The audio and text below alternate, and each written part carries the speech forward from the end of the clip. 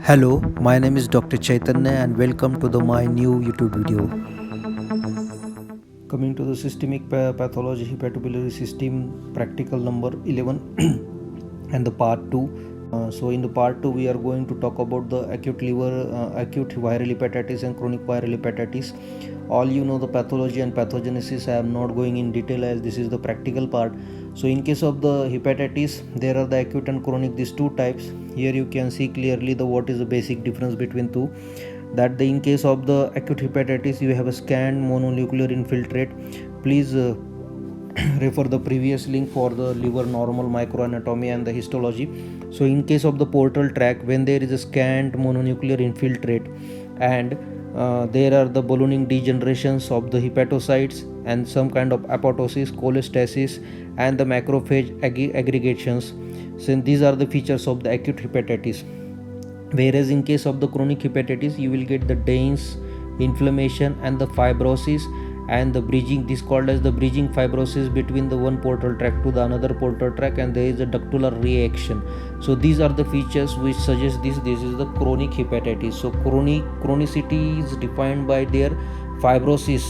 So that is the one important feature to differentiate between acute and chronic viral hepatitis.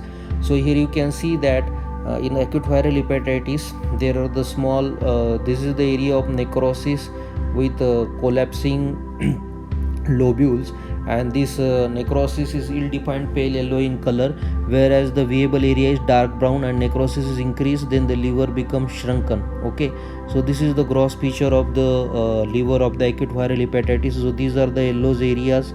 This is the formation of the one lobule. Again here in the another lobule there are the small yellowish areas. In between there is a brown area which is a viable area. So this is the actually a gross picture of the acute viral hepatitis, and liver is soft. In case of the microscopy, here you can see the various pictures which are explaining one point at a time.